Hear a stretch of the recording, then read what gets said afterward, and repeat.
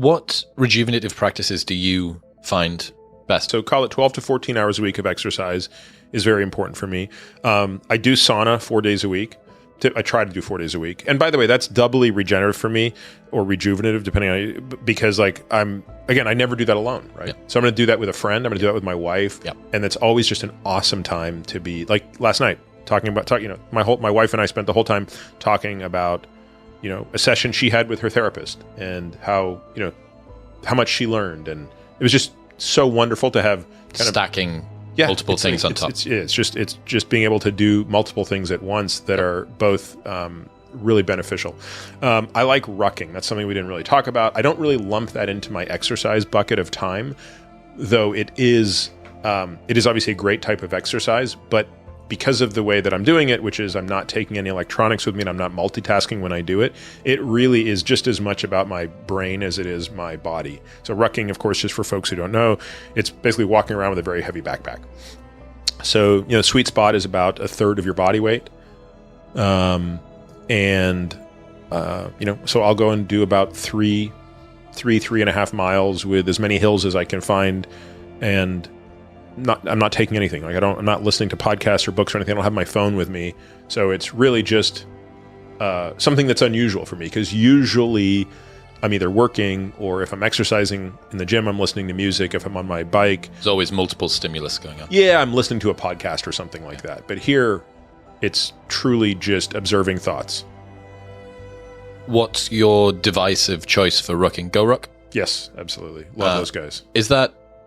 Do they do anything that isn't, because they do the thing that's like a big coming out of your back where you can literally plate load it, right? I'm going to guess you use a more... I have a pack. So there's an actual pack that has pockets in it till you drop the plates in it. Cool. And you've got what, like 60 pounds, 70 pounds in there? Something? 60. And I have several packs. So I have one, my wife has one. We have one for anytime friends come over, and I've just got we've got tons of weight. So away we go.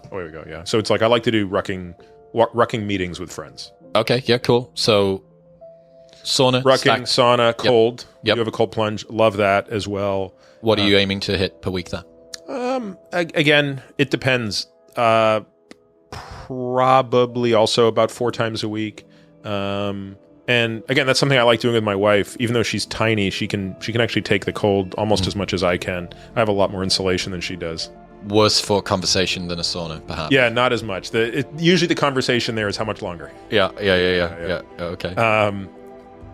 And then truthfully, I think the most sort of rejuvenating practice is playing.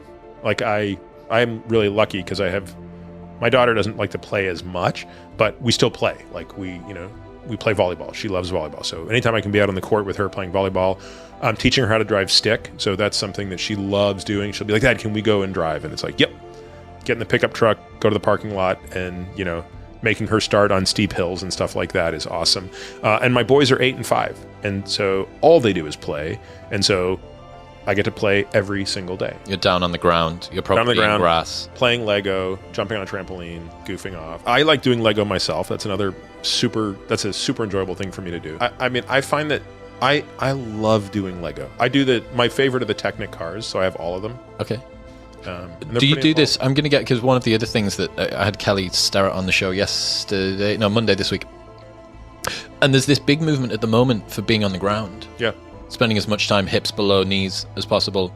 Do you consider that as well? Are you Legoing? No, I do Lego on a table because it's so complicated. I have multiple plates laid out with all the different pieces and stuff. Your workstation needs to be optimized. Yes, I can tell that you're surgical with your Lego creation. But you play on the floor with kids because kids play on the floor. Understood. Yeah. And that's also something that factors into how you think about this last decade of your life, which is if you want to play with grandkids, to be able to get down to the ground, you have to get to their level. Yeah. And that's why, by the way, I think the step up is an amazing exercise.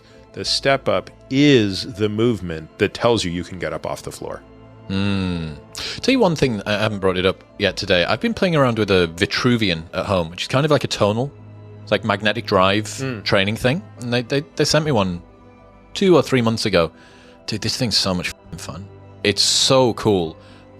So you can imagine like a stepper, like one of those Reebok things that Yeah. ladies in aerobic class would use. A little bit bigger than that, flat on the ground, magnetic drive, 2 cables that come out of it, 2 nylon cables, tons of attachments that go in. You can belt squat by slotting something between the two. There can be a long bar that goes between the two. You can use all these different bits. There's a bench as well, and the bench has got one leg is shorter than the other. Yep. So you can go flat or you can flip it, and then it's an incline. And I really, really enjoyed the variation that it's added into my training. So, thinking about Lego, thinking about getting down on the ground, thinking about stuff like 10 years ago, if you'd said, oh, you're going to love box step-ups, I'd say, fuck off. I'm not going to enjoy box step-ups.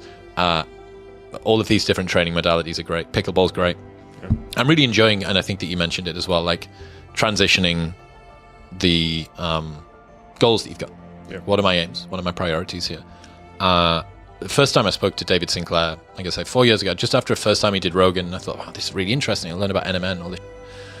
And I went to go and see him, and it still sounded to me a lot, the longevity movement generally, halfway between like something for other people, because I was made of rubber and magic and 30 years old, it was something over there.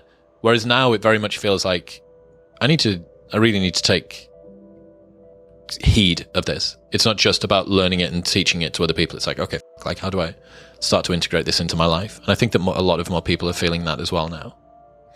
Yeah, well, I mean, the interesting thing is the relationship between the age of an individual and when they start to pay attention to these things. And the younger you are, the greater your advantage in terms of the compounding benefit of the changes. So this is all about, daily practice, right? This is all about day in and day out adhering to these things. But the drawback of being young is that marginal decade is a very abstract concept. Less motivating. Yeah. So it's harder for you to stay focused on a goal that's so far away. Conversely, when you look at people in their 60s, they're already on the downslide. They watched their parents go through this. They've watched people live and die through horrible marginal decades. They have all the motivation in the world, if we want to use that word. They just have less room to alter the course if they're really far off. So I'll never know what the perfect time is to begin other than right now. The perfect time was yesterday. The next best time is today. But it's always interesting to observe that difference between the extremes of age.